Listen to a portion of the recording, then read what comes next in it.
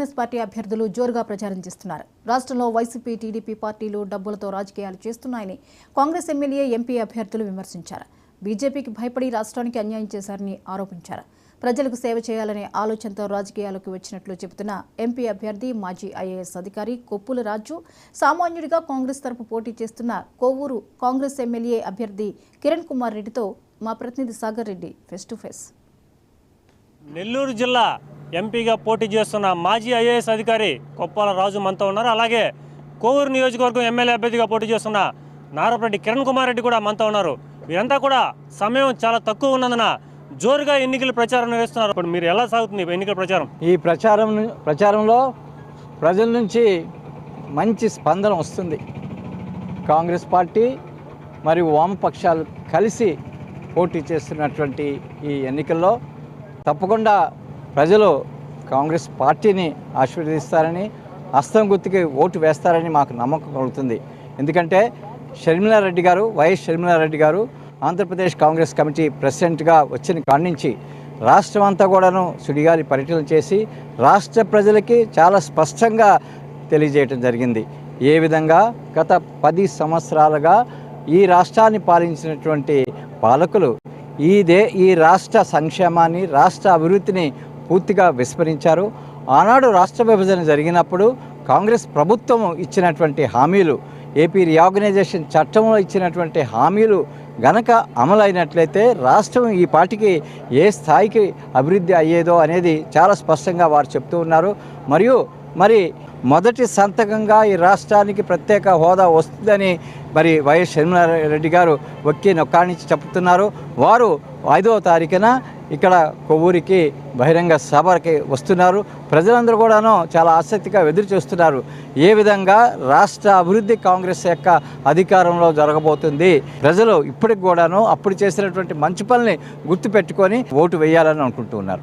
ముఖ్యంగా జాతీయ పార్టీకి అభ్యర్థిగా కోవూరు నియోజకవర్గం ఎమ్మెల్యే అభ్యర్థిగా కిరణ్ కుమార్ రెడ్డి మనతో ఉన్నారు. చెప్పండి సార్, ఎన్నికల ప్రచారం ఎలా కొనసాగుతుంది? ఎన్నికల ప్రచారం చాలా వేగంగా, జోరుగా కొనసాగుతుంది.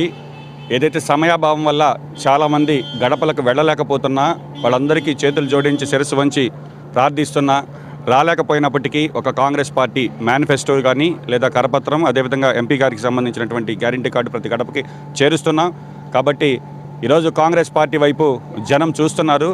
కొప్పుల రాజు గారు ఎంపీ అభ్యర్థిగా రావడం నిజంగా మాలాంటి యువతకు కలిసి వచ్చేటటువంటి ఒక గొప్ప అవకాశం. ఎందుకంటే ఈరోజు మేము ఎవరికి తెలియకపోవచ్చు, కాంగ్రెస్ పార్టీ అభ్యర్థిగానే తెలుసు తప్ప రాజుగారు గతంలో జిల్లా కలెక్టర్గా పనిచేశాడు, పేదల ప్రజా కలెక్టర్గా ఉన్నాడు, అక్షరాస్యత ఉద్యమం నడిపాడు, సారా ఉద్యమం నడిపాడు, పేద బడుగు బలహీన వర్గాల ఆశాజ్యోతిగా పేరు తెచ్చుకుని ఒక మంచి ఆఫీసర్గా వెళ్ళి ఈరోజు మళ్ళీ ఈ జిల్లా మీద మమకారంతో 30 సంవత్సరాల తర్వాత గుర్తుపెట్టుకుని ఈ ప్రజలకు సేవ చేయాలి, నేను నెల్లూరు జిల్లా పార్లమెంట్ అభ్యర్థిగా రావాలనేటటువంటి రాహుల్ గాంధీ గారి దగ్గర మాట చెప్పి రావడం నిజంగా ఈరోజు మా అందరికీ కూడా గొప్ప స్ఫూర్తి. ఒక స్కూల్ సర్వీసెస్ నడిపారు, ఉచిత బస్సులు నడిపారు, గ్రామానికి అక్కంపేట అంటే కిరణ్ కుమార్ రెడ్డి అంటే అక్కంపేట అని చెప్పి హక్కును చేర్చుకున్న ప్రజలందరూ అవన్నీ కూడా కోవూరు నియోజక ప్రజల్లోకి తీసుకెళ్తున్నారా? ఖచ్చితంగా. ఏదైతే సేవాభావం ఈరోజు ప్రధానంగా మాకుండేటటువంటి ప్రత్యర్థుల్లో నల్లపరెడ్డి ప్రసన్న కుమార్ రెడ్డి గారు, వేమిరెడ్డి ప్రశాంత్ రెడ్డి గారు ఈరోజు వాళ్ళు కోట్లు సంపాదించిన తర్వాత సేవ స్టార్ట్ చేశారు. నా దగ్గర రూపాయి జోబిలో లేనప్పుడే పేదల కష్టాలకు స్పందించి, నాకు జోబిలో 1000 కోట్లు ఉన్నప్పుడు 10 కోట్లు ఖర్చు పెట్టడం దాని సేవ అనరండి. కాబట్టి ఈరోజు కోవూరు ప్రజలు, నియోజకవర్గ ప్రజలను ఒకటి కోరుకుంటున్నా, ఏదైతే ప్రభుత్వ పాఠశాలకు పేద బిడ్డలు నడిచి వెళ్ళలేరని ఈ రాష్ట్రంలోనే మొట్టమొదటిగా ప్రభుత్వ పాఠశాలకు బస్సు సౌకర్యం కల్పించింది నేను. కాబట్టి మినరల్ వాటర్ ప్లాంట్లు కావచ్చు, కరోనా కావచ్చు, క్యాన్సర్ ఆసుపత్రికి వివరాలు కావచ్చు, మేము కోటీశ్వరులు కాకపోయినప్పటికీ పేదలం, మా ఎలక్షన్ అఫిడవిట్లో అన్ని వివరాలు ఉంటాయి చూడండి. కాబట్టి పేదవాడిని ఒక సర్పంచ్గా పనిచేసిన కావచ్చు, ఆ జెండా యొక్క ఎజెండాలు కావచ్చు, ఇవన్నీ ఆలోచించుకొని ఓటు వేయమని. నెల్లూరు జిల్లా ఎంపీగా ఒక మాజీ ఐఏఎస్ అధికారి పోటీ చేస్తున్నారు. అలాగే మీరు కూడా విద్యావంతులు, మీరు యువకులు, ఆయన అనుభవస్తులు ఇద్దరు కలిపి నెల్లూరు జిల్లా ఓటర్లకు ఎటువంటి పిలుపునిస్తారు? ఖచ్చితంగా కాంగ్రెస్ పార్టీ వైపు చూడండి. ఏదైతే రాష్ట్ర విభజన తర్వాత మా లాంటి యువకులందరం కూడా ఎమోషనల్గా డిటాచ్ అయిన మాట వాస్తవం.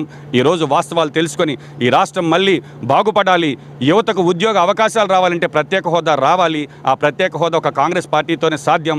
5,000 రూపాయలకు వాలంటీర్లుగా పనిచేస్తున్నారు, స్విగ్గీ, జొమాటో డెలివరీ బాయ్స్గా పనిచేస్తున్నారు. అట్లాంటి యువత భవిష్యత్తు మారాలంటే మళ్ళీ కాంగ్రెస్ వైపు యువత చూడాలి. ఈ యువత చూస్తేనే ఈ దేశం, ఈ రాష్ట్రం కాంగ్రెస్ పార్టీతో బాగుపడుతుంది. క్రిస్టియన్స్ కావచ్చు, ఈరోజు ఒక అభద్రతాభావం ఏర్పడింది ముస్లిమ్స్లో కావచ్చు, క్రిస్టియన్స్లో కావచ్చు. రేపొద్దున మతపరమైనటువంటి రిజర్వేషన్లు తీసేస్తామని స్పష్టంగా చెప్పేటటువంటి పరిస్థితి.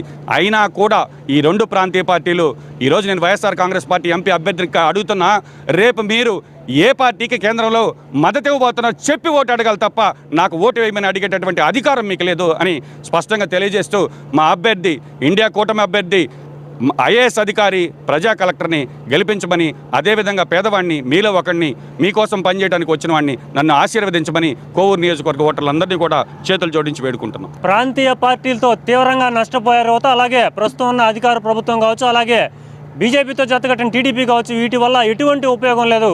జాతీయ పార్టీ కాంగ్రెస్కి ఓటు వేసి గెలిపిస్తే మొదటి సంతకంగా రాష్ట్రానికి ప్రత్యేక హోదా కల్పిస్తాం. అలాగే ఎంపీగా పోటీ చేస్తున్న మాజీ ఐఏఎస్ అధికారి కొప్పాల రాజుకి, ఎమ్మెల్యేగా పోటీ చేస్తున్న తనకు ఓట్లు వేసి ప్రజలు గెలిపిస్తే యువతకు అండగా ఉంటాం, రాష్ట్రానికి అభివృద్ధికి తమ వంతు సాయం చేస్తామని చెప్తున్న అభ్యర్థులు.